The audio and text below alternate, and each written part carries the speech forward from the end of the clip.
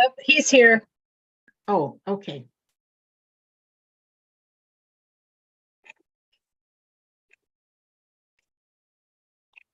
Hi, John. Hey. Co-host. John's co-host.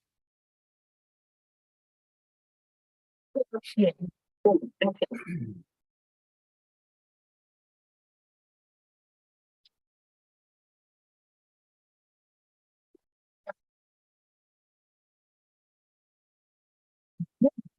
Co-host.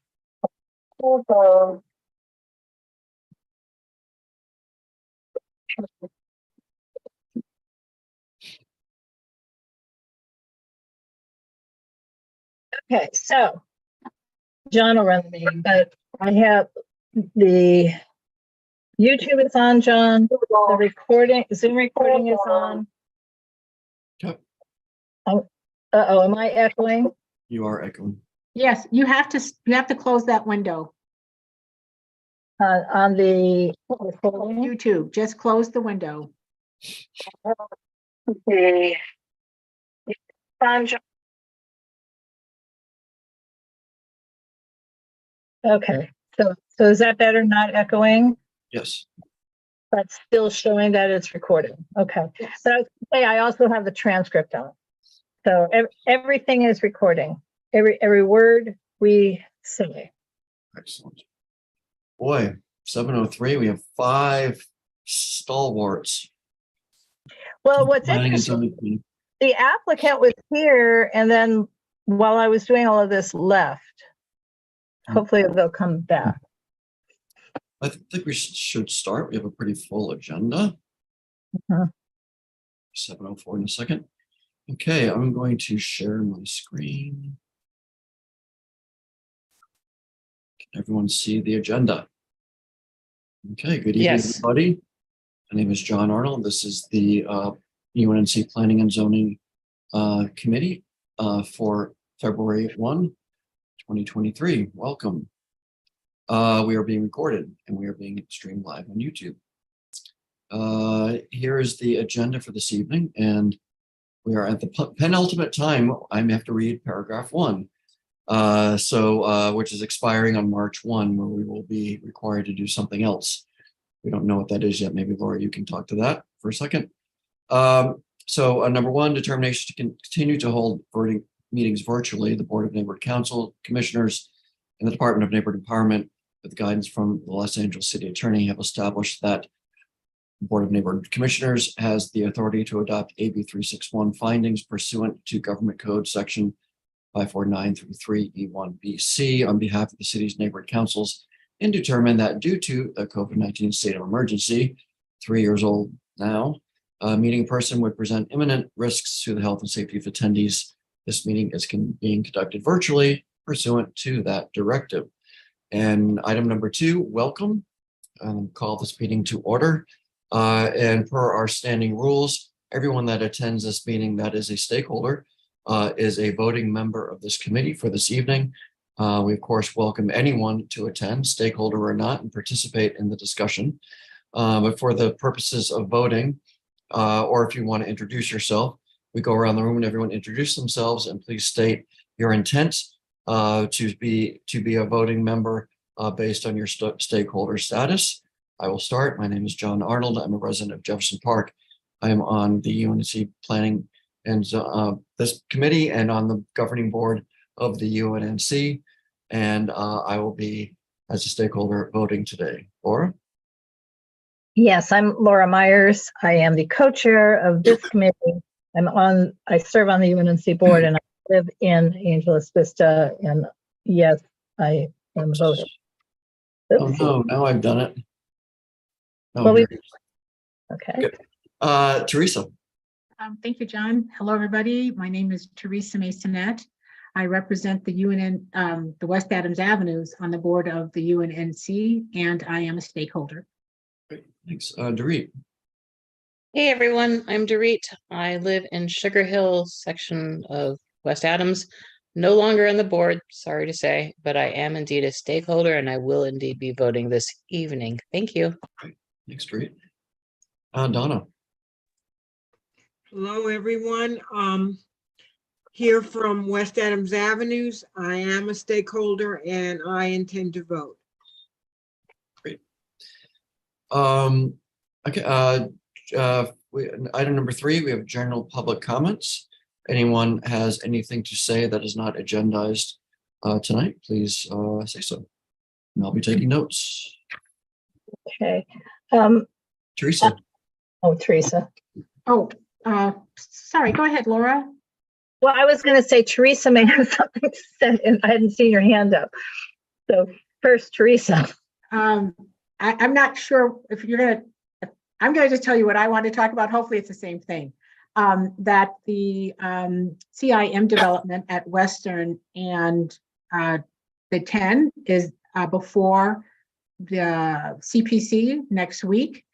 As you know, we supported them with their reduction of a few parking spaces to include in-ground planting of native California oak trees. So I plan to go and share my support for that project and make the recommendation that other developers work with the neighborhood council and also the South LA Tree Coalition when they are planning their developments and try to include native trees. Great, awesome. What's the address on that project? 2144. It'd be an odd number, 2141 maybe. No, 24. It's 24th and Western. 2201 to 2231 Southwestern. Great. So that wasn't what I thought you were going to talk about. I thought you were going to talk about what John asked about with the virtual meetings, but let me follow up on this first. We did do a letter of resolution, so I will get that uploaded to the Planning Commission, not to the City Council. And luckily, since the portal doesn't work very well, the commission's secretary will also take a direct submission so that UNNC should have some extra time. Teresa, did you want to represent UNNC? I was planning to, but if you wanted to do that. No, I mean, no, you're welcome to do it, Laura. I can speak as the co-founder of South LA Tree Coalition. It really is just to say that we support developers who work with the community and make the effort to include native tree plantings in their development. So that's really the main thing I want to say. I do have another question regarding that, but I was going to ask it under old business. So depending on how much time we have, but I did have one other, and also if Hakeem came, I wanted to ask him about it also. So I can wait. Yeah, John, we can wait for that then, right? Okay. If we have time, it's, you know. Yeah, let's see, some of these are short, so let's see if we can not go over time and go be under time. Anyone else with a public comment? Well, I think you had asked about the virtual meetings, so maybe that's what I thought Teresa would tell you about. Just saying. If you want to give an update on what's happening over the next month and what happens on the 1st of next month. Well, I guess we're still waiting to hear back from Dunn. If all board members are going to be necessary or just select board members, but the South Seas House is more or less ready to accommodate neighborhood council meetings, the West Adams Avenues and HPOZ meetings. So we have a virtual conferencing system that will work for hybrid meetings.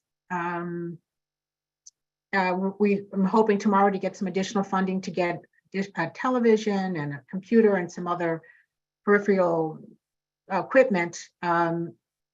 So we're not reliant on the used equipment that's currently in the South Seas House. If that answers your question. Right, and Teresa, if I'm understanding, and so we're not reliant on committee chairs to have to bring their own computers. Correct. That also, Laura. Yes. So John, what the general idea is for committees, we don't know what the general idea is for the board really yet, but the general idea for committees, since we only have 1 or 2 people usually appointed, is that the chair or chairs go to the South Seas House, and either members of the public join them or they don't, but we run a Zoom meeting from the public place instead of from my home or your home or wherever. And so we'll have more info later. And because we have to be in person starting March 1, and unless the legislature relents, which the city of LA is also lobbying about that. Okay. And Donna has her Donna? hand raised. Donna? Hello? Yes, we hear you. Okay, I was referring to the alternative school and McCarty. It was the complaint or whatever has been filed with building and safety or code enforcement. And I think David forwarded all information necessary. So I'm just wondering where we're going with that. If I could just give a quick update. So David did provide me the information. I went in and we did not have a current violation. I worked with Donna to file that violation, and they asked for 20 days to investigate. So I have not forwarded it to the Planning and Zoning Committee yet.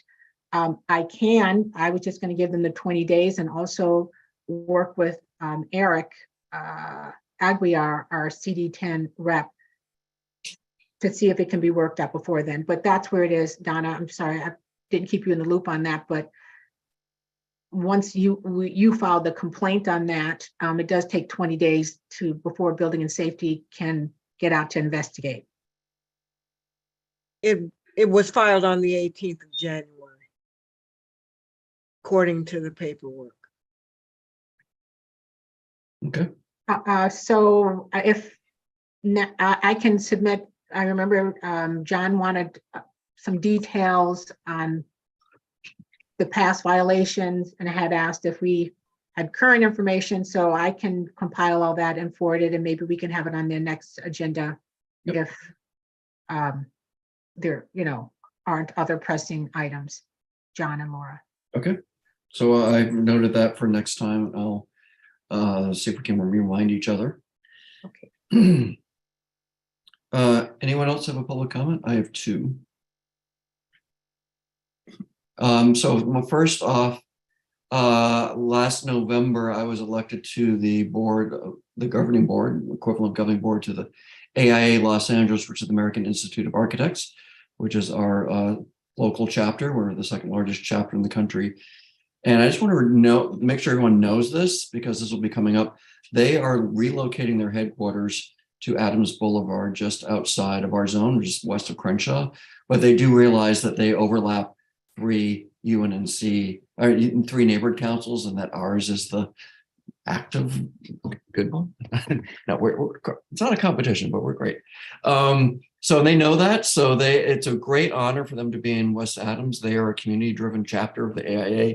Other chapters are all about capital A architecture and taking tours of buildings. This chapter is about community outreach, and they really put a high standard on diversity in the profession, and it shows, because we're one of the most diverse chapters in the country, which is great.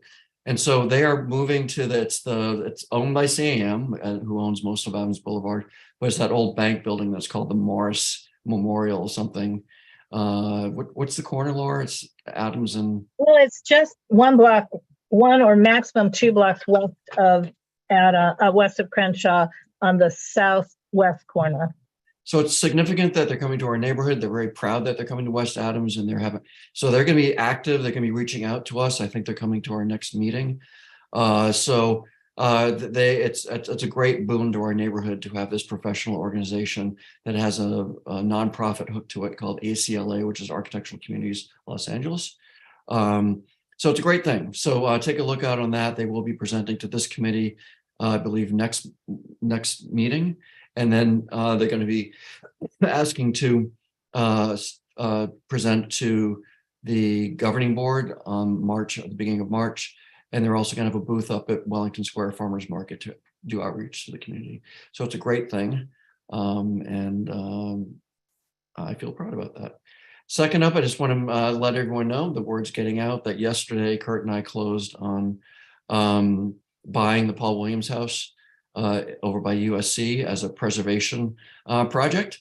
It was a long journey through the fall of stop and go, but it finally happened, and we closed yesterday just in time to start Black History Month for the nation. And I know those of you who are WAHA members, WAHA sent an e-blast out this morning and this afternoon. So we'll keep you updated on that adventure in historic preservation. The house is about to fall in because it hasn't had a new roof for about 20 years, or it needed a new roof 20 years ago.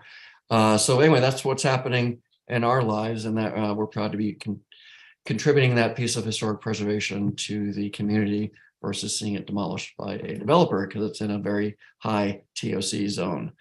So it was a sitting duck, but it's no longer that. That's what I had. Teresa, do you have another? Well, I'd like to say congratulations. That's great news. Also, I'd like you to know that I attended legislative days with Will Wright and some other folks at IA, and as part of CFAC, and we had an opportunity to talk to Heather Hutt. It was a small group, and Curran Price and some other council member, and just that legislative days where, I mean, I came in through CFAC, but mainly our architects that are participating, but it's a really wonderful opportunity to actually talk about important issues. So now that you're on the board, hopefully I get to stay included in that. Absolutely. No, that's great. Thank you, Teresa. Anyone else with a public comment? Sorry, I have a nagging cough here. So, John, do we want to share the email you and I got from Dylan? Basically about 1808 St. Andrews, or just hold that till? We can make an announcement, just some information. The project at what's the address, Laura? 1808 St. Andrews. 1808 St. Andrews, which is the preservation of a historic house on the front, large craftsman house, might be American Foursquare, and then adding affordable housing to the rear. So it's a permanent supportive housing. The update is they have been included in the housing department's pipeline, which is a great thing. That means they are being funded partially by the city of Los Angeles, which opens the door to other funds, particularly tax credits at the state level. So that's a good thing for our neighborhood. That's from Holos, which is formerly known as Clifford Beers. They do the riskiest projects that I don't know how they make it pencil, but they're preserving this house, turning that into units for permanent supportive housing, and then putting an addition on the back designed by Lorcan O'Hirley, who's a renowned architect in the city. So that's a good thing for our neighborhood too. And that was, we advocated for that, and hopefully we'll see more, this is my opinion, information that we'll see more preservation in the front and party in the back for new development. So it's a good thing. Right. And they had a very difficult time with building and safety and LADWP, which, is, I think, the battle developers have. I mean, it's always implied that it's the community that slows things down, but it turns out it's often the bureaucracy that slows things down. So LADWP wanted to put some sort of transformer right in the front yard, which was not really going to work on a historic preservation type project. So anyway, it's all good news. Okay, any other public comments? Okay, seeing none, 7:20, a record public comments period. So going on to item number 4, Laura, I'll let you take this one over because I was not present for this. Correct. And Dorit, can you remind me, were you at that meeting? The one from the Homelessness Liaison Committee? No, Tara, I am sorry, I was not. Okay, so now I'm going to try. I will walk us through while I go find it in order to share the screen, because I think I don't even know where the motion is. John, actually, if you can go into the agenda packet, that'd be great. Greg Jackson, our president, asked us, okay, it's there. I asked the Homelessness Liaison Committee and Planning and Zoning to take a look at a couple of city council motions. This is the only one that made it out of the Homelessness Committee yet. And essentially, It's, the council is initiating pulling some funds together that are already in the budget, and then maybe adding some funds to create a $50 million fund that the mayor will have to spend money to prevent homelessness, basically. And if you could scroll through this a little bit, because I'm having a little trouble reminding myself of what. Okay.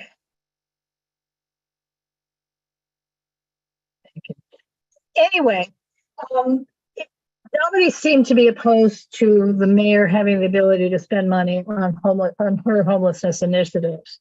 The only question we had at that committee was, should the effort of the funds, where the funds could be spent, also be preventing, to prevent homelessness. So when I say prevent homelessness, that was the thing that's not in the council motion, and especially preventing tenant displacement. The prior committee did not vote. 4 people wanted to just enthusiastically support the motion as presented, and then there was this other discussion about adding a phrase to prevent homelessness and preventing tenant displacement within the list of tacit activities that the 50 million would be going towards. So the only question here would be, well, A, do we even support the motion? This committee support the motion, but assuming we do we want to add that extra language or not? So I can post in the chat what we were discussing, but that didn't really finish going anywhere.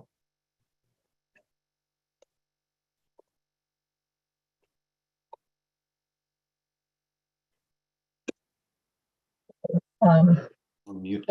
So the options, so there's the motion as it is, that's a possible action to support or not that. And what's the possible addition or additional thing to well, the language we were talking about and just got mired a little bit in a discussion of, essentially in a discussion of, do we just do majority rule or do we adopt everybody's ideas? Teresa, does that comport with your memory? I mean, there was no, I didn't go back and look at the YouTube. Right. I think that's more or less what it was. I mean, there were actually, I think 2 motions came out at the same time. Right. So yeah, one was to enthusiastically support it, and the other was to enthusiastically support the concept, but requesting that among the list of tasks or activities, there be added a phrase about preventing homelessness, especially preventing tenant displacement. So I cannot tell you which, if we did majority rule, if we had taken a vote, which would have won, but we had all agreed in advance, meaning Tori knew this in advance, that it would then move on to the committee. And right. Yeah, so they did not vote. No, they did not vote because there was some concern about giving all of the money to the mayor without any oversight. I think that was part of the right concern also. So are we to take that in consideration with this motion, or can we just move forward with this? This is the only thing that was in the chat from the other committee, and I wrote it, so you have to take that with me as well too, because did I capture it correctly? So I know we inherited this from another committee. Correct. Because and they didn't attend tonight, and they knew about it. So we did connect the dots to this committee, that it kind of fits in this committee's purview. Mm-hmm. So I say, because that if we're taking, just listening to what the discussion was, unless there's new discussion here, that we should, it sounds like there was some consensus to support this, and then maybe put some asterisks on it about preventing homelessness, tenant displacement, and concerns about oversight. I think those can be concerns versus amendments, or we're not going to support it unless. But anyone have a suggestion or even make a motion? I'm looking at the fine print on the motion. to see if there is or isn't really any oversight. I think there's some oversight. The city council instructs the CAO to report every 2 weeks to the city council on the current status of the account. So Okay. I don't know that that constitutes no oversight. Well, that seems, this must be updated from the original version we had. So that seems It's near reasonable. the end, right there. I further move that. It says the CIO reports every 2 weeks. They report back in 45 days with an update about some things. I feel that there is some oversight, but it does give the mayor the right to spend the money. Which So, I have a problem. I make a motion that we support that with the caveats that we just discussed. Which is prevent homelessness, concerns about homelessness prevention, tenant displacement, and oversight. Correct. So we have a moved by Teresa as stated. Do I have a second? Oh, I can second.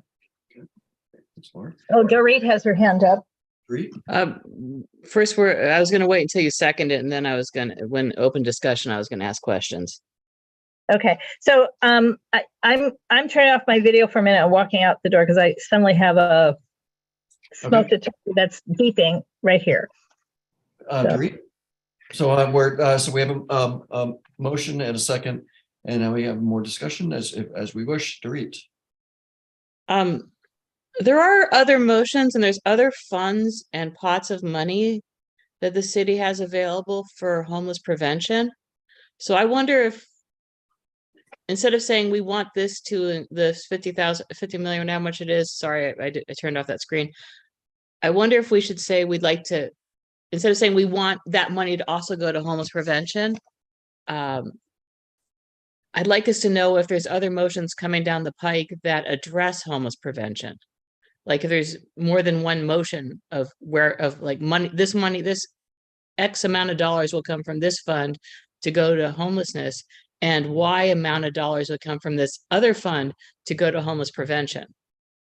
So my opinion on that is we aren't making a recommendation to use this money. I think we're just voicing a concern about things that aren't in this. And I think whoever's reading this and acting on it can say, oh, we have homeless prevention in another bucket. And I think that will come to us. So I think barring any incident research about what else is coming, I believe that just saying what our concerns are covers us, and we don't have, and I think we wait for other buckets to come up. So that would be my opinion. As long as what we're saying is we'd like to see we'd like to see homeless prevention also addressed, especially tenant, whatever the words that Laura used, but I don't want to say we insist that homeless prevention be part of this motion. Correct. So that's just my feelings, and it sounds like what you just said was way more elegant than the way I said it. So thank you. I think that's what our motion was. We are expressing concerns about X, Y, and Z, not saying use this money for other things. So that's what I would get. Teresa, would you agree with that, to the tone of your motion? Yes, I would. Thank you, John and Dorit. Laura? Thank you all. Yeah. The thing is, I think we're moving. I mean, it's so funny when we watch the budget. So, 2019 going into 2020, there was money, and then there wasn't money because of the pandemic. And then there was money because the federal government gave us so much money. And this is the end of that money. So what they're doing is transferring an existing 37 million or whatever it is, a big chunk of 50, into a fund that the mayor will control, but it's homelessness money that will be given to the mayor to control, and the balance of the federal COVID emergency funds is being transferred as well. So there's not going to be a new pot of money. Potentially, there's not going to be a new pot of mega millions money for the next year's budget or anything. We don't know because, we just don't know. So this 50 million is kind of it, which is why I think we want to include among the tasks the mayor could consider. I mean, just make it, it's about what the mayor could consider. Because otherwise there's potentially no money for preventing homelessness or preventing tenant displacement. This may be the total of all money for a while. I don't know that for sure. It's looking a little bleak for next year's budget. Teresa, I know we said to support. Was your intent in the form of a CIS? Yeah. So Yes, think I believe that's what we, that Greg asked if both committees could compile a CIS. Or tomorrow. So Laura, you agree with that we will? Yeah.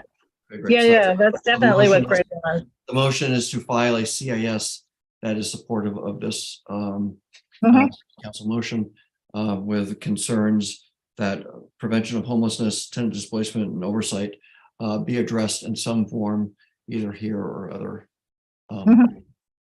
venues. To Dorit's point, or if there are, or identify other funds. Okay. Any other discussion? Okay, hearing none, let's take a vote. All those in favor, please raise your hand either virtually or on camera. If you are a stakeholder voting member. Okay, 1, 2, 3, 4. 4 yes. Anyone opposed? So I'm not opposed. We have 4 I don't know for. where I am. Any abstentions or anything like that? Okay, we have 4 voting members saying yes, and we'll call that a yes. Okay, thanks everybody. Okay, going on to second.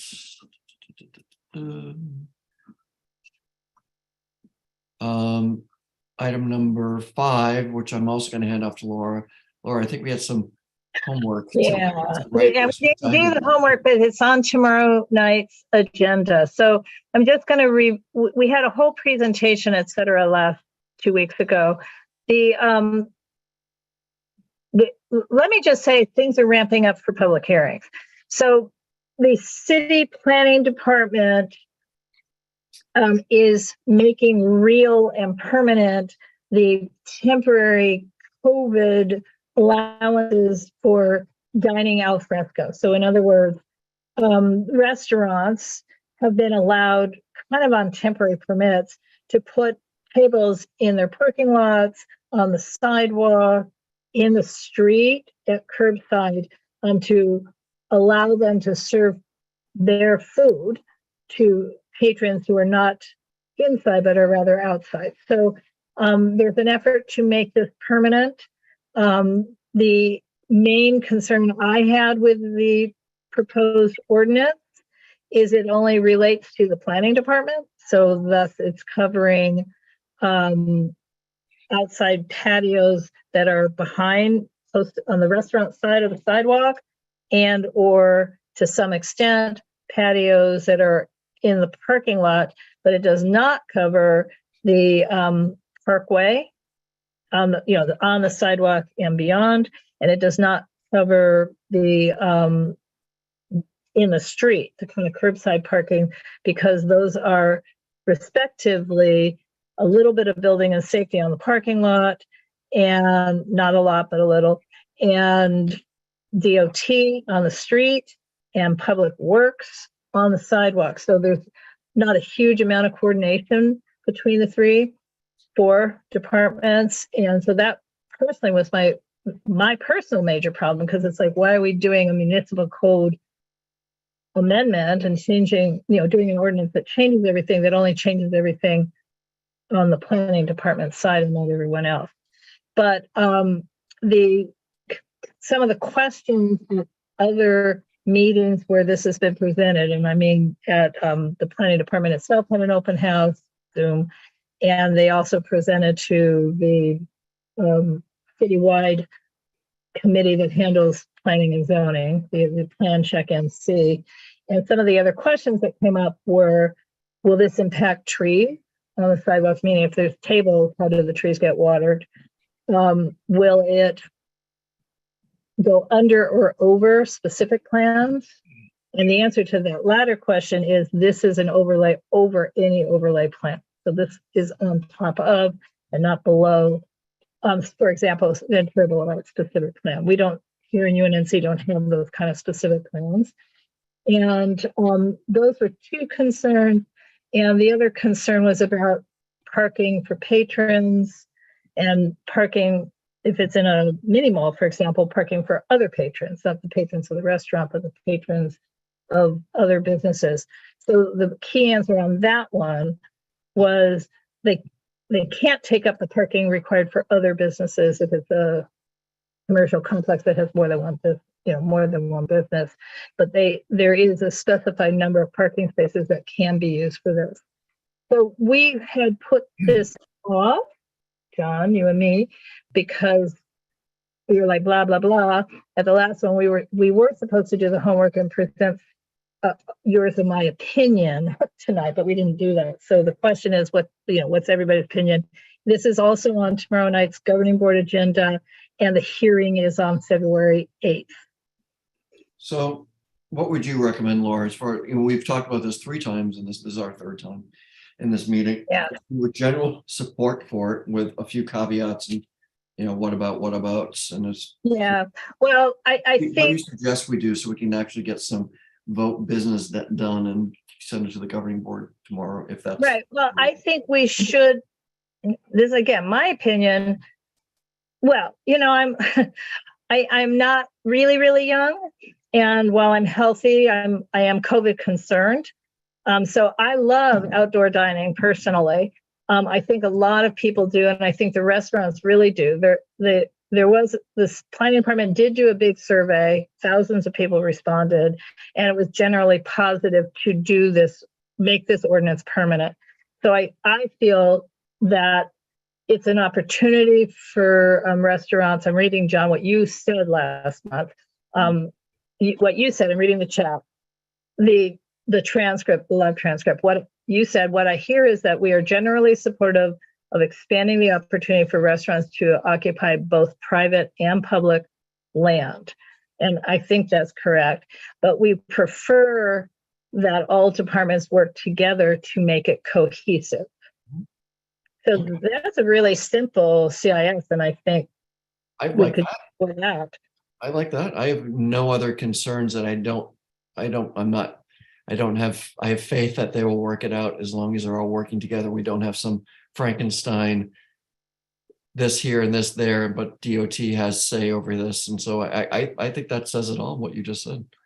Well, what I just said, you just said. I know, I understand that, but. So let me post that so people can see what I'm doing. It's going to be a little erratic because I have to do it in 2. And the we is, again, I'm just taking this from the chat, not chat, but the transcript. Hold on, I'm going to stop.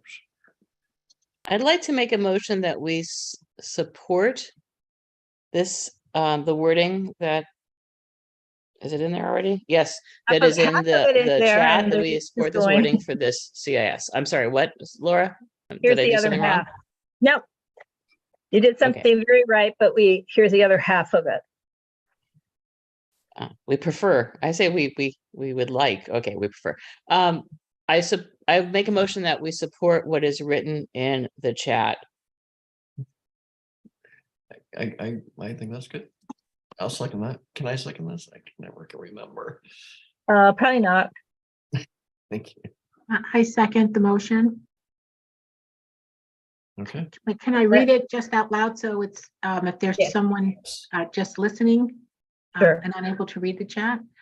We are generally supportive of expanding the opportunity for restaurants to occupy both private and public land. We prefer that all departments work together to make it cohesive. Right. We would like rather than, what is? Prefer. Prefer, okay. Yeah, so again, to Dorit's point. Yeah, I would maybe something a little bit more forceful. I don't want to be rude, but forceful instead of prefer or would like. We believe it's imperative for the departments to work together to have a cohesive approach to this as it spans many jurisdictions. No little kings. Yes. We can't say that.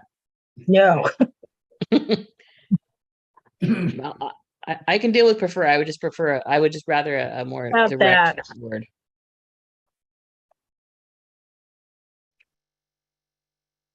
And I forgot the apostrophe in its. Okay. Any That other sounds great. Any other discussion? Okay, I say we call the vote. All those in favor of the motion on the floor to support this, please raise your hand virtually or really. 1, 2, 3, 4, 5. Anyone opposed? Oh, whoops. Right. I'm not going to count hands. Lo- For it. I assume that's a Zoom thing. Any abstentions? Okay, I have 5-0. So thanks very much. We'll we might have an easy time not reaching our CIS word limit on that one, which would be nice. Yeah. Great. Okay, so moving on. Share my Okay. screen. You're going to share the screen on 1422. And I will tee it up because I actually know what is happening on this one. So we got a this one's regarding 1422 South St. Andrews Place. We got a notification through the early notification system from the planning department this week. Laura and I noticed it and we started poking in. And what this is, and I'm going to share something else. This is the property right here in question. It's on the corner of St. Andrews and 15th. It's this house, this backyard, and you can see how much has been paved for parking. What a developer is proposing to do, this is a very large lot, it's 13,000 square feet. For reference, most of our small bungalow lots here in Jefferson Park are about 5,000, 5,500. A larger lot, usually about 10. So this is a big lot. It's a normal size lot in that neighborhood, but it is a very big lot.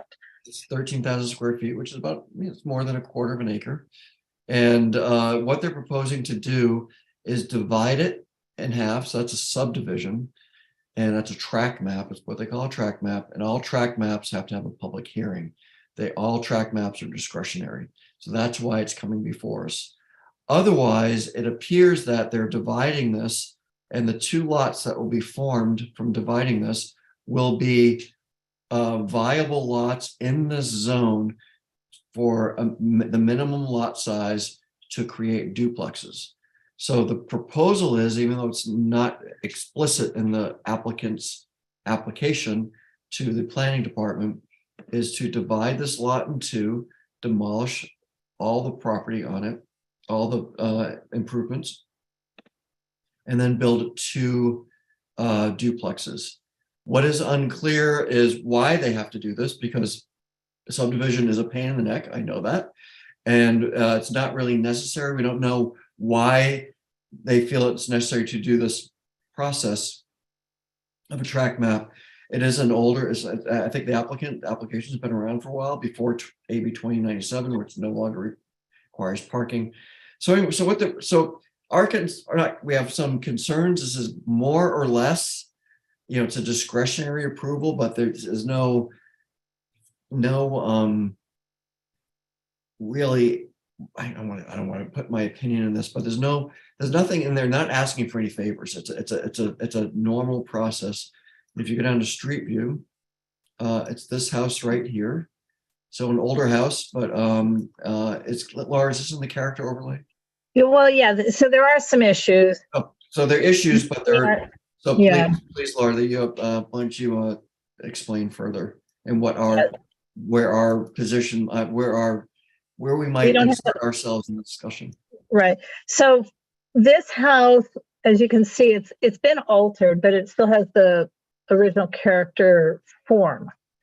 It's been used as a boarding house rental for multiple tenants for at least 2 decades. It has 18 bedrooms and 9 bathrooms currently, per discussion, per MLS, the marketing material for trying to sell it. It's been on and off the market, and it finally did sell. And as you can see from all the cars, it's occupied. I mean, these are not, this is not an unoccupied place. So the application, like another one we're familiar with, says it's a single family house, and in form and in the use code it is, but it has not been in use as a single family house since at least 2005. So not quite that I know of, so not quite 20 years.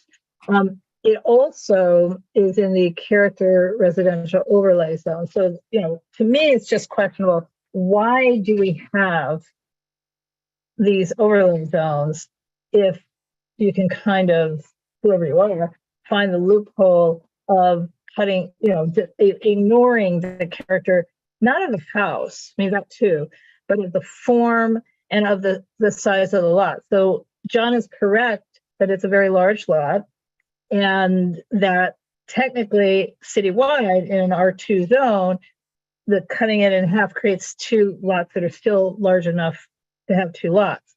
But it's not what the character of lots are, the character of development, the built form in this neighborhood, which is theoretically protected by an HPOZ light character residential overlay zone. So I'm not understanding why this means nothing. So I'm not understanding why it means nothing, and I'm truly not understanding why there's not the tenant protections, because that's going to be a lot of people relocated. Third thing is what they're actually proposing when you read the plans and also see the email of the applicant. It's a co-housing project, which I'm not opposed to. But by co-housing, it means multiple people still again renting individual spaces. So the new duplexes, and the plans are in our online packet, each of the single units, the duplex units, each of them have 7 bedrooms and 7 bathrooms. So again, nothing illegal. It's a different kind of housing. But the question is, why can't they just build a second unit at the rear of this, and between the two have co-housing? It doesn't make sense to me that there's a proposed subdivision, because it could get the same result, meaning a lot of co-housing units. They're just building one building and rehabbing the existing building. The zone is R2. So the other thing is that the South Los Angeles plan update and revision in 2017-18 very purposely made this an R2 zone. It had been initiated as R2 in actually late 80s, early 90s. So there was a whole lot of technical issues that you don't even want to know about. But in the end, because they had done a further technical update to that, it somehow erased some technical updates, including the R2 zone on St. Andrews back in 1993. And so in 2018, it was a correction. The city planning department on purpose, and the city council as a result, made this zone R2. So to get around the R2 is why you make 2 lots. Now you can have 4 units instead of 2 units. But I feel that we're not supposed to be a city that gets around things. I think we're supposed to be a city that if you tell the community it's going to be this, then it is this. So, but I've said that before. So those are my issues with this. But that doesn't mean it's a bad project. I mean, co-housing is a way for people to rent for less money. And we need those opportunities as well. So, but this is our first look-see. This is not anything final tonight. And I guess I should also, one more thing, say that we do have, because it's a track map, it's not by right. So that means there's a public process to hear concerns of the community. And there's also, there would probably be an opportunity for the developer to come talk to us at a future meeting. So we can ask these questions about, did you try this? Did you consider this? Why are you doing it this way and not this way? So we can get clarity. And then maybe they could learn something from us, like the developer in Van Ness that we worked with, to get them to preserve the front houses and develop behind the houses. So all these are open questions, and not necessarily rhetorical, but not necessarily which are things that we want answered before we can, I think, do a real chime in on what we think, what our opinion is on it. All right, I do see Teresa's hand is up. I did say I did invite the applicant and the applicant's representative to this meeting. And in fact, just at 7 o'clock, the applicant representative logged in and then disappeared. So I'm guessing there were some technical issues on his end. So, Laura, Teresa, we'll talk about timeline in a second. Teresa? Okay, I'll go quickly. John, if you could bring up the aerial shot, if you don't mind.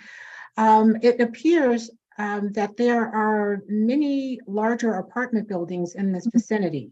So this house seems like it's a leftover. Is there an aerial shot, John? Oh, sure.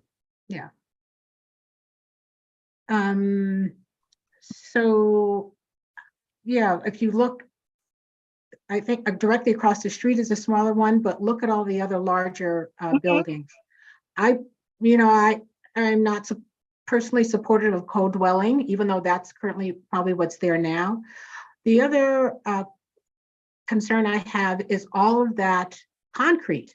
If they are able to put in 2 duplexes, then maybe they can get more trees and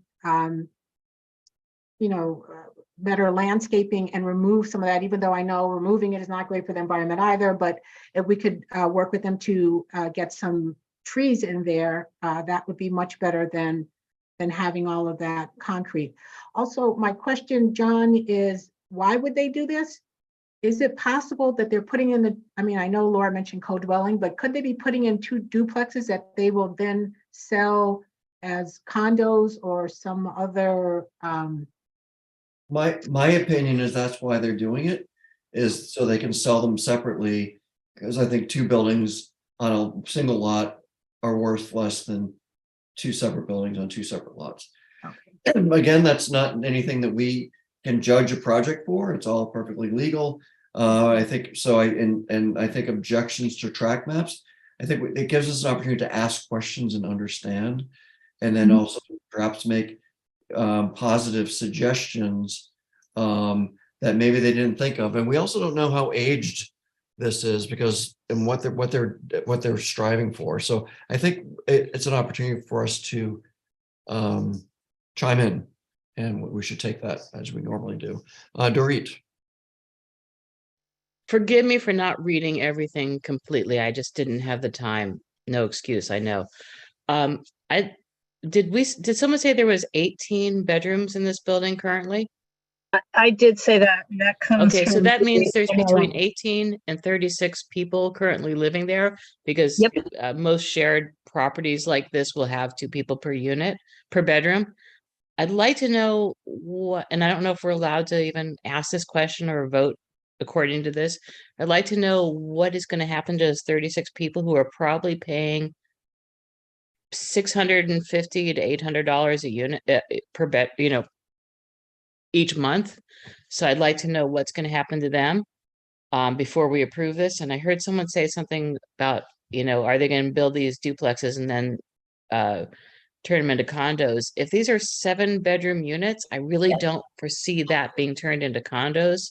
It really sounds like they're building this to be a co-living space, either one of those hip new co-living spaces or an old-fashioned affordable housing type of, boarding house type of thing. Just my thoughts. So a condo would be a different application. That's also a different type of tract map. That would be dividing it up into many, many little compartments. This is a tract map for 2 parcels separated. So there's no condo on the table. And if there were, we would hear about that in a separate application. So I just heard someone say something about condo earlier, so that's why I said that. Yeah, so this would be, I think what you said, I guess it'd be 4 units, each with multiple bedrooms and bathrooms, like in a rental, because it's obviously not a single family home. Well, to be clear, the email address of the applicant is, unnamed, cohouse.com. So I'm pretty confident it's co-housing. So, but they need to be here and tell us. It's not what's in the application. So again, I like applications that tell the whole story. And so, and in answer to your other question, Dorit, in the application, they've already had an evaluation from the housing department, and they only need to do a 0.7, which would be 1 unit of replacement housing, because they're defining themselves as currently a single family house. And they're not taking into account that it has all those tenants. So I think we can ask these questions if the applicant chooses to show up. That person should show up because this is discretionary approval. I think we're fairly limited. It's a track map. It's not a design review. It's not a density bonus or anything like that. So I think we can ask the questions just so we know what's going on, and if they're being gentle with us, they will answer us. So I think all of our concerns can and should be expressed, and then see what comes of that. I don't know if it's in our I don't know what the limitations of quote blocking, stalling. Not stalling. That seems intentional. Having concerns about track maps that would thwart the progress of a track map. I don't know what those concerns would be. Because it's very limited, the scope of a track map. It's just a subdivision. I'm sorry, it's very discretionary, John. I think we can go as far as we want, because I'm sorry, but one of the questions is, can you do this kind of track map when you have an overlay zone? Okay. You're right. It's just any discretionary approval. We can say anything we want and have any opinion we want. Whether that's fruitful or not, I don't know. But I think it'd be nice. It would be nice to see what it is. Right. And of interest, right across the street, the one just south, because I just looked it up on Zenith, it has that house, the house part, is equally old, probably not in great shape, and a little smaller, but you see the second building. That's not 2 parcels, that's a single parcel. So I think the big question for them, literally the big question for them, parking requirements aside, which have now gone away, is can they accomplish their profit goals, right? Their profit and loss sheet goals by not tearing down and then building 2 buildings. Can they do what they need to do for co-housing? If that's what they're doing, by just building a second building, see, there's an apartment behind this house. That's all one parcel. So I think we can ask all these questions. And for me, again, kind of the key question is, because it is a multifamily zone, obviously, and this is a very mixed neighborhood in terms of the kinds of multifamily uses. But if the city council, the city planning department, city planning commission, and the city council adopted an overlay zone in the R2 zone, so both those things, what does that mean? If you can start dividing up the lots into smaller lots.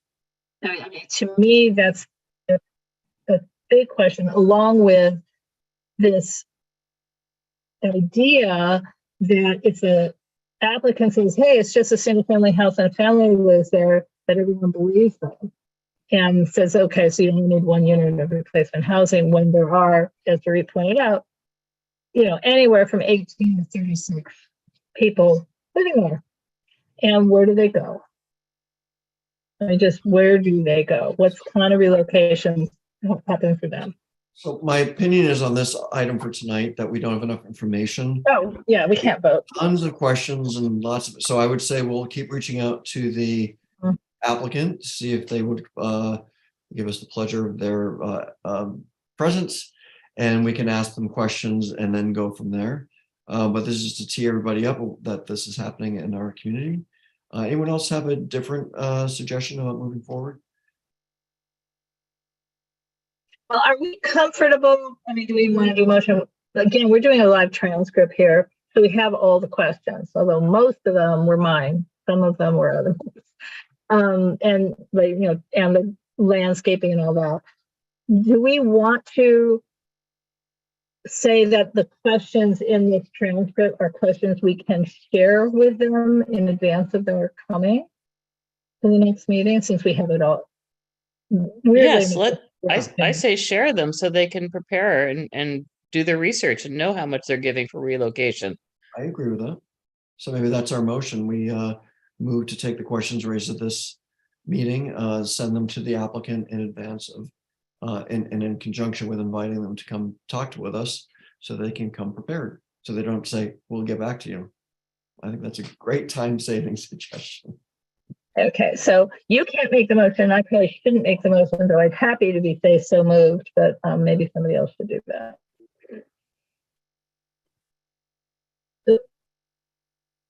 So do we have that motion? Okay, I make the motion that we invite the developers to our next meeting and give them a list of our concerns and questions that were brought up at today's meeting. Excellent, or perfectly executed. Why, thank you. Do I have a second? Second, I feel comfortable. Hey, any other discussion? Okay, all those in favor, you raise your, I'm gonna take the vote. All those in favor, please raise your hand, either virtually or really. 1, 2, 3, 4, 5, 4. Anyone against? Anyone abstain? Great. So we got something done. So on that, so we'll hopefully know they'll come and see us on at our next meeting. Okay, let's move on. This one is, wow, we're really moving right through these. I did not prepare any, we do have some documents in the folder, but this is a general update, just because of my work, I get a lot of things coming across my desk, notifications, etc. And this one was from, so ULA, this is an update on recent legislation and ordinances that are passed that affect housing in our that could affect the UNNC zone. This is regarding ULA, and those of you who voted back in November may remember that there was a item called ULA. It was basically a tax on real estate transactions that were over 5 million. There are 2 grades of over 5 million and over 10 million. And basically any real estate transaction, commercial, residential, didn't matter. Houses in Bel Air, if they were over 5 million, they were taxed at either, oh God, it was either 5% and 10% or 9% and 10%. But it was a lot of money that could come forward. That passed. It's expected to raise somewhere in their environment of $800 million per year. It's a lot of money. And that money is earmarked for homelessness and a development of affordable housing. So, so that's a tax that we passed. So now that rubber hit the road on January 1st. So that tax money is now flowing, and you can bet your bottom dollar that there are going to be a lot more houses on the market for $4,999,000.99 to avoid that tax. But that said, there are plenty of deals in the city that go well beyond $10 million. So that's money that's going to come in. I'm sure they considered that when they estimated the amount of money coming in. So now Karen Bass, she came right out of the gate. Her first order was, her directive was to tackle homelessness. And so the city is now holding hearings in conjunction. So this is the housing department in conjunction with SCAMP, which is the Southern California Association for Nonprofit Housing. They're conducting 2 workshops this month. I believe they're both full. So I do have one of my staff members got in, and she is going to be attending, so I can give an update on those. But what they're doing is they're having 2 hearings, two workshops, I think they're calling them.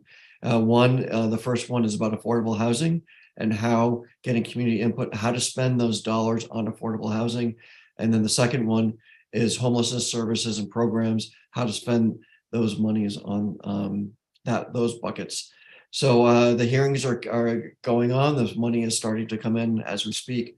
So expect that there should be more advance. HHH money is gone, is used up.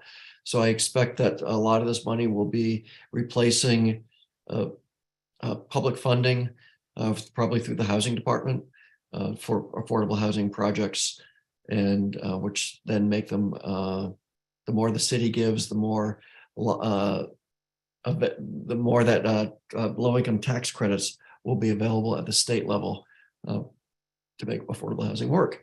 So that is what is happening this month, just an update. If anyone's interested to see if they can get into those programs, I will see if I can scare that up and put it in the chat before the end of the meeting. Donna, questions and comments? Or is that your? Mistake.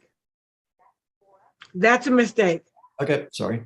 So that's just we also in our chat in our agenda packet. This is unrelated or just adjacent to Hakeem. There's a whole bunch of cheat sheets running around from lawyers and departments about recent legislation from housing advocates, and the one that the city is distributing, Hakeem gave to us from CD10 about their own cheat sheet about it's a synopsis of all the legislation that is going on. Laura, do you want me to share that, or do you want to? Yeah, it's funny. I uploaded all that stuff and I didn't put it on my desktop to open tonight. So this is from CD10. This is their own sheet that they're using.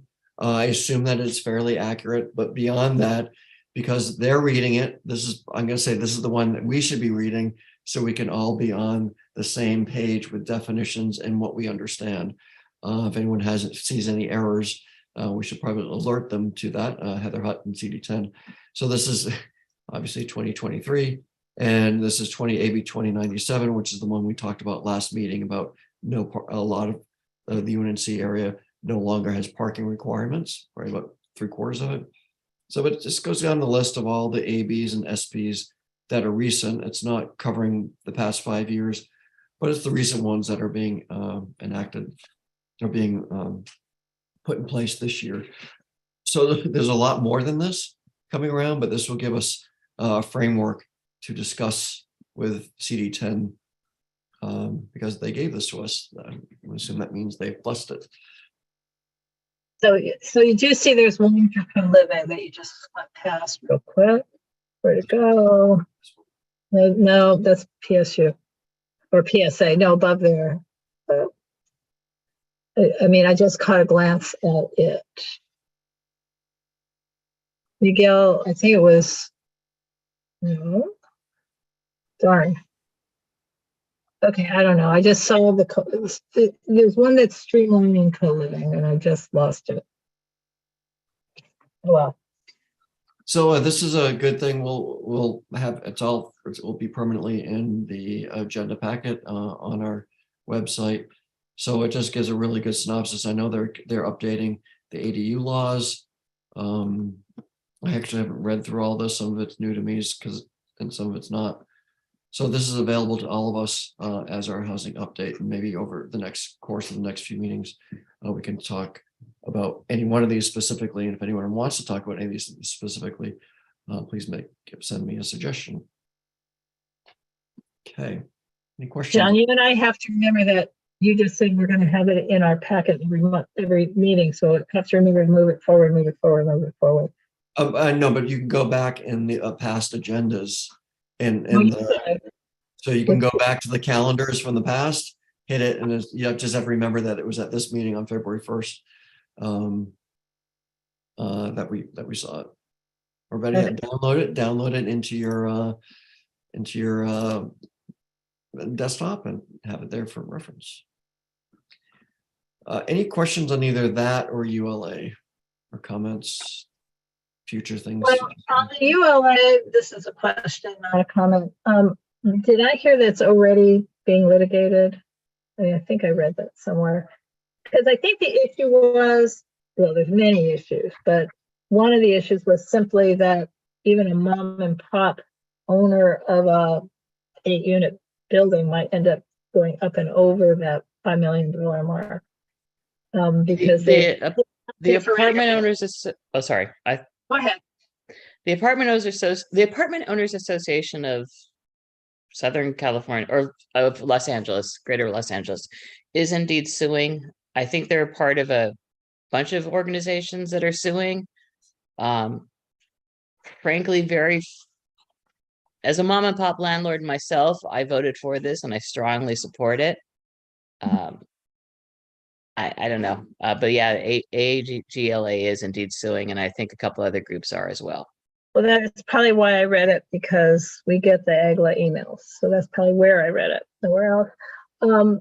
Yeah, I mean, I don't think there's a staying order on it. They're not collecting this. well, the other thing is, I mean, when people sell their properties, whether they're low price properties or high price properties, they're paying commissions to the realtors involved. And I kind of feel like this will drive down some of those commissions at the higher level to pick up for the extra tax that they'll have to pay. So, you know, or the prices will be up to a little more to reflect it. So, you know, the other people are predicting there'll be fewer sales. So I think it's a good source of funding. I hope it sticks around. And so the only thing that's on the table regarding that is the lawsuit, whether it passes or not. I know when this was going around, I was hoping that it would not, if you were a affordable nonprofit housing developer and you were purchasing a parcel, that you would be exempt from it. That did not happen. I voiced that at a couple meetings that I attended. You know, the purchaser doesn't pay the transfer tax, the seller does. But the price goes up, will go up by that much to pay for it. They're not going to give that away. So it would be nice. Imagine I thought it would have been nice if a property is worth $6 million, but if a nonprofit was looking to buy it, that the price went down to $5 million. But who knows? It didn't happen.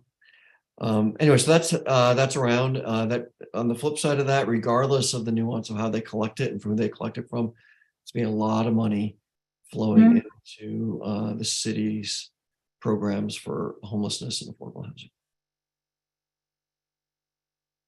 Other cities have it. We're not the first in the country. There's a number of cities.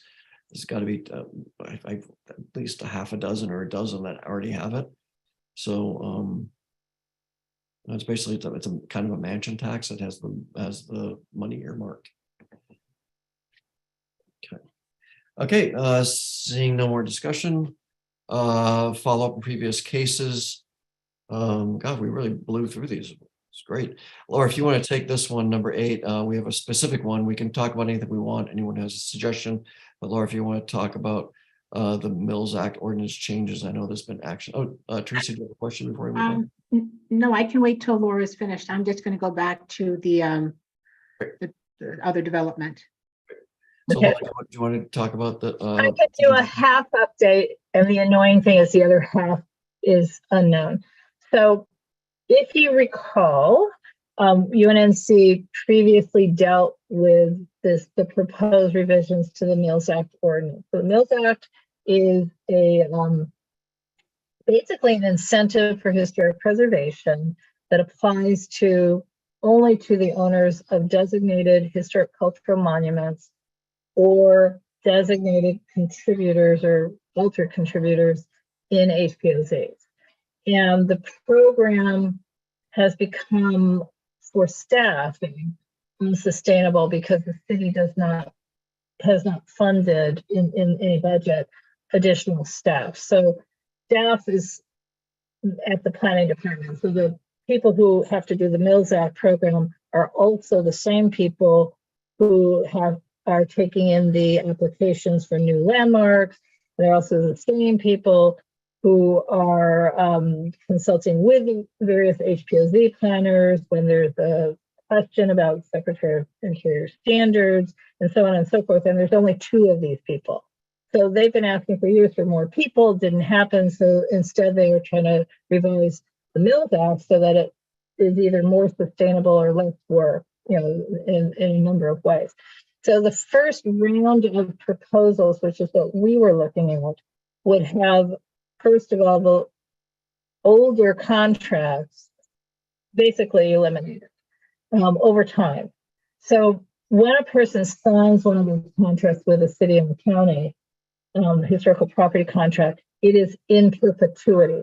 I mean, in other words, the actual contracts filed on title are forever, and they're renewed annually for 10 years. So every year it's renewed again for 10 years. So what they're proposing is eliminate the in forever and no longer renewing them. So it would still be a 10-year wind down. But that's one proposal. Another would be to add eligibility for properties in National Register districts and also CPIOs, the character residential overlays. And then there's a lot of other nuances. But UNNC wrote a long letter in opposition to the canceling of contracts, not in opposition to expanding the eligibility, obviously. And West Adams Heritage wrote an even longer letter, and other people wrote other letters. And at the public hearings, it was pretty much that people were saying no, with the exception of a few people who said, "Oh, it sounds good." So the director wrote a memo to the Cultural Heritage Commission about a month and a half ago saying, "Okay, we got all these letters, and it's basically we understand." Because we looked at the numbers and the letter writers were correct, but we're not losing too much money in property taxes. It doesn't seem fair to be canceling these older contracts, in part because they're in exactly the neighborhoods we're targeting to have contracts, as they're trying to do equity as well. So the memo, the public memo, implied that essentially we won. I mean, people who are advocating to not cancel contracts, and that's what it said.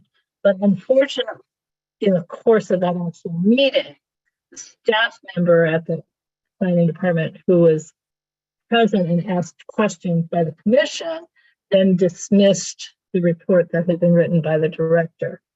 So that's a little troubling to me, because we have a publicly disclosed report saying we're not doing that, and then the staff member saying, well, maybe we still are. And we have learned that the hearing, the real hearing, not the presentation, the real hearing will be held on March 2nd at the Cultural Heritage Commission. But the final report that they'll be holding the hearing on has not been released. So it's really hard to comment on a report that doesn't exist. We're only dealing with that sort of conflict of discussion a month and a half ago. And then it's going to City Council for action in April. So it's moving very quickly, and yet the report's not released. So I don't know that we can do anything at this moment, but we have our position. And so I think we'll be able to argue that position if it turns out that the final thing moving to the Cultural Heritage Commission remains what we had already said to. And if they change it, I think we can still go and say, yay, because they took our position. But we don't know what they're really doing. So there's nothing the governing board will be able to do at this point, because the commission hearing, well, at this moment, the commission hearing happens before the next governing board meeting, unless we change the night of our governing board meeting, which is a teeny possibility for other reasons. And we've already taken a position on this, so unless something Correct. Only we don't changes- know what the this is anymore. So That's- yes, we've stated our opinions, unless this is something radically different than what was coming out. Correct.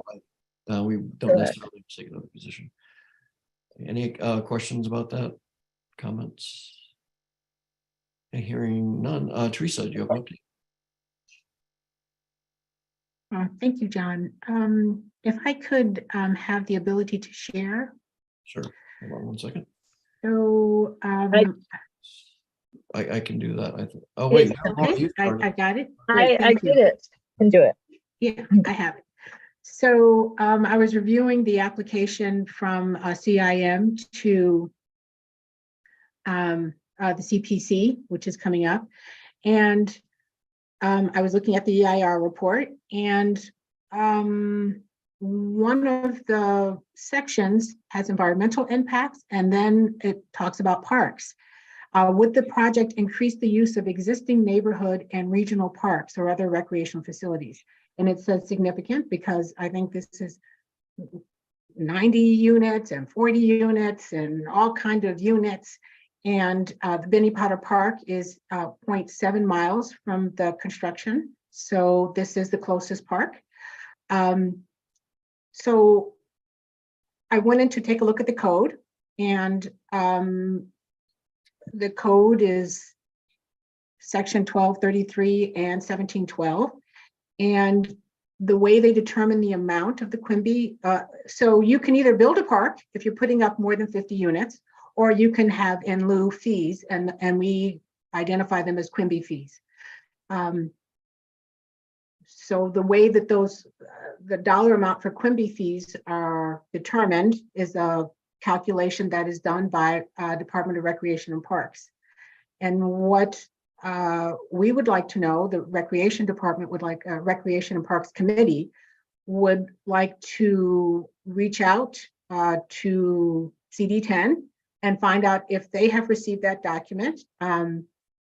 I checked some old files for buildings, and I did not see a memo or a document from Recreation and Park to determine the allocation of those fees to the council district.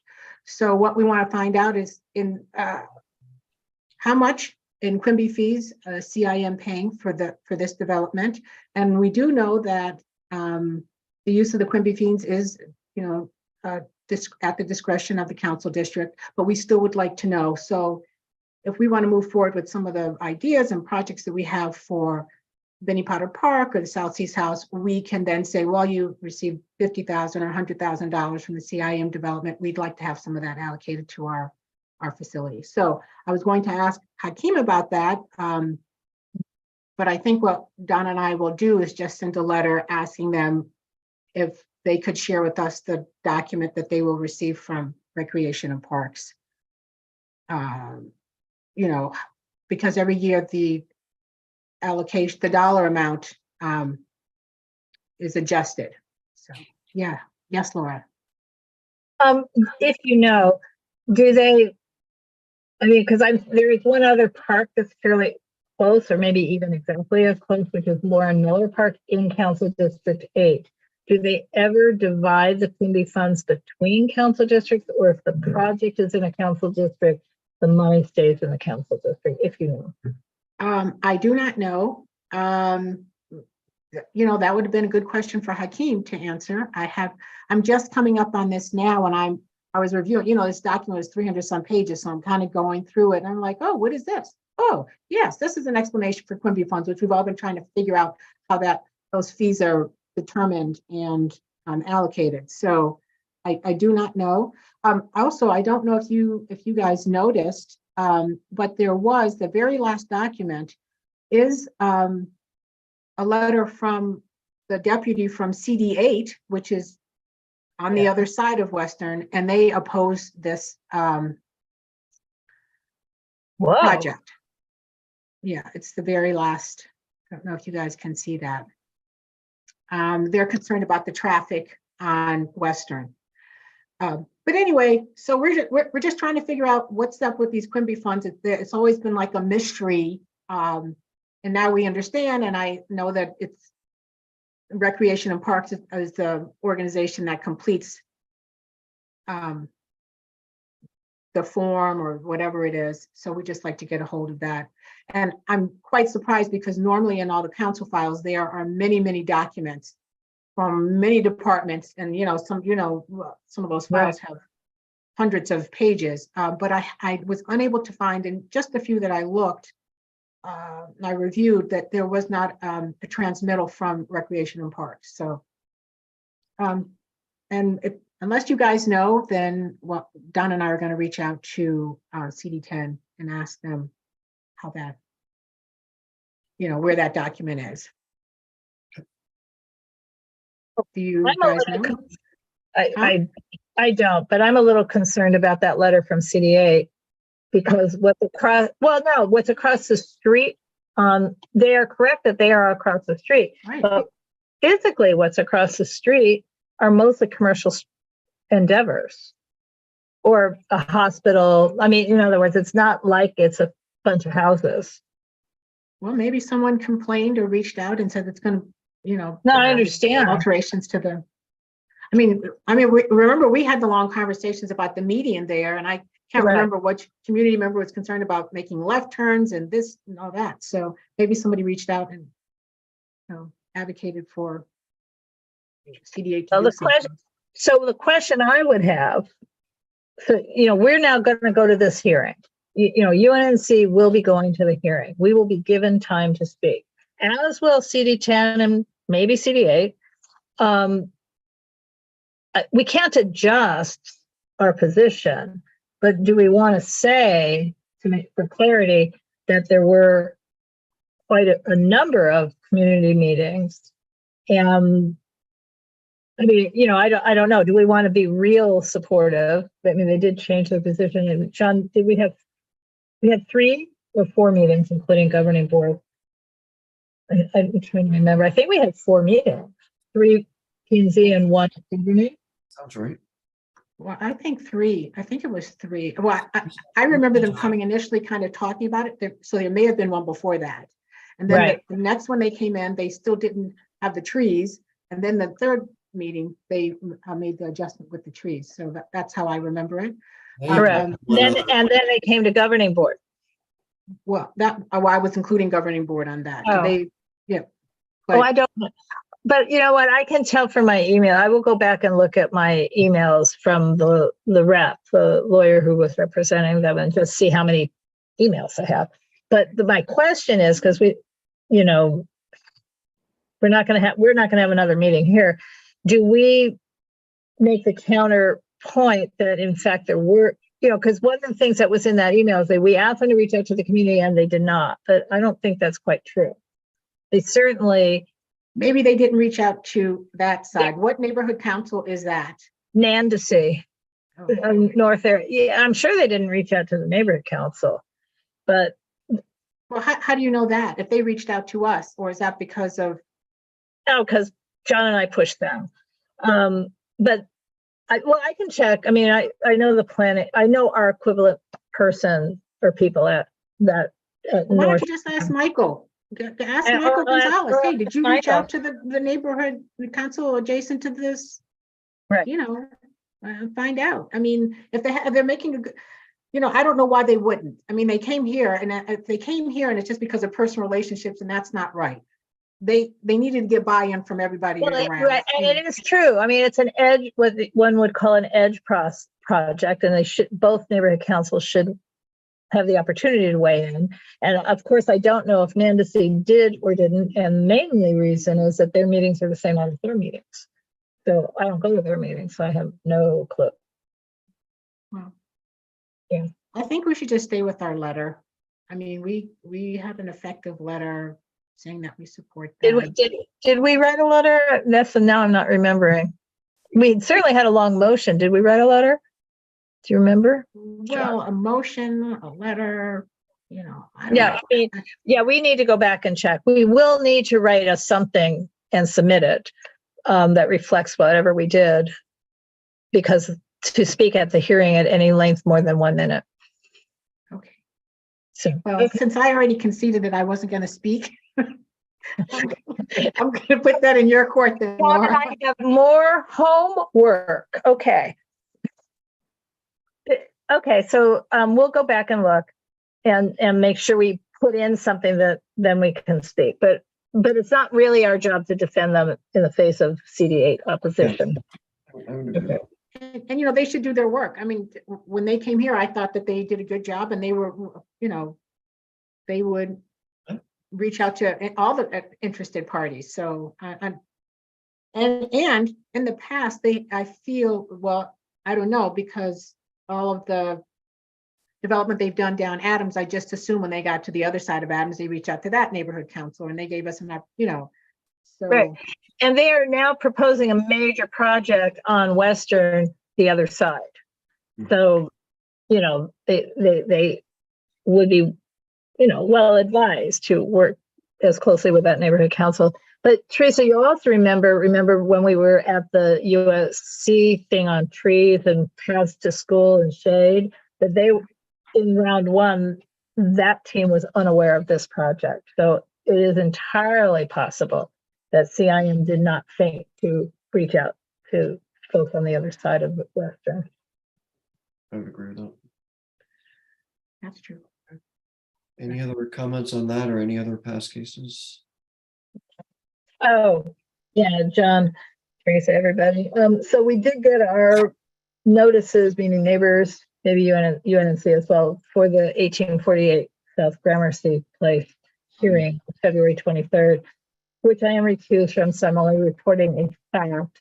And the fact is that the hearing notice itself described it now as an 8-story building, and it was still with 12 waivers and incentives, which may be more than they were at before rather than less.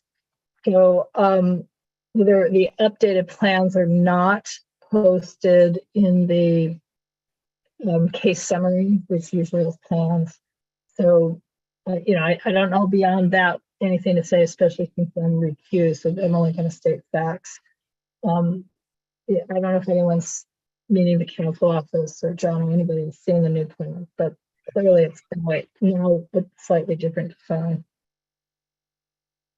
And someone needs to represent UNNC at that. And John, I know you're crazy busy, but will you be able to do so?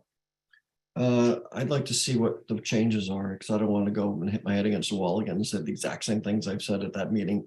Well, UNNC needs to say something because there's new commissioners. So it could be that we reaffirm, we are just saying to remind you that we wrote this letter.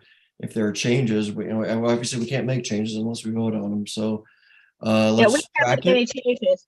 No, all UNNC can say, whatever it was you said, because I have been honorable and haven't read it. No, true. I know it's even been in agenda packets, but I've been honorable. I haven't read it. But I think you can also say, because the commissioners did say, meet with the community. That did not happen. Provide an updated plan. Didn't happen for us. I think you can say those things. But we didn't vote on the new plans because they never. So was there a date on that, or is that just February 23rd, Planning Commission. And on the agenda itself, there were 3 or 4 vacancies, but apparently the mayor has appointed at least 1 or 2 more people. So there will be 1 or more commissioners who's wasn't present at any of the prior sessions. So there will be something UNNC needs to say. And John, I just hope you can either go or arrange for somebody to be the UNNC person, because I can't be that. What time does it start? Oh, 8:30 in the morning. It could go on forever. It's one of those. And I don't know which item we are on the agenda, because they're still working. They have a meeting on February 9th. And there's also the possibility that they'll have to cancel that meeting. They'll have to cancel at least one for lack of quorum. Not the February 9th one, but the February 23rd, if the mayor, because a number of the commissioners have resigned. Okay, I put it in my calendar. Okay, anything else? New business, old business, or not new business, but any old business to discuss? Okay, seeing none, 8:34. Hey, we did really well getting I through. can't believe we got that in half hour early. So thanks, everybody. We will see you next time and hope to see you tomorrow night at the governing board meeting. Thank you. Great meeting. Thanks, everybody.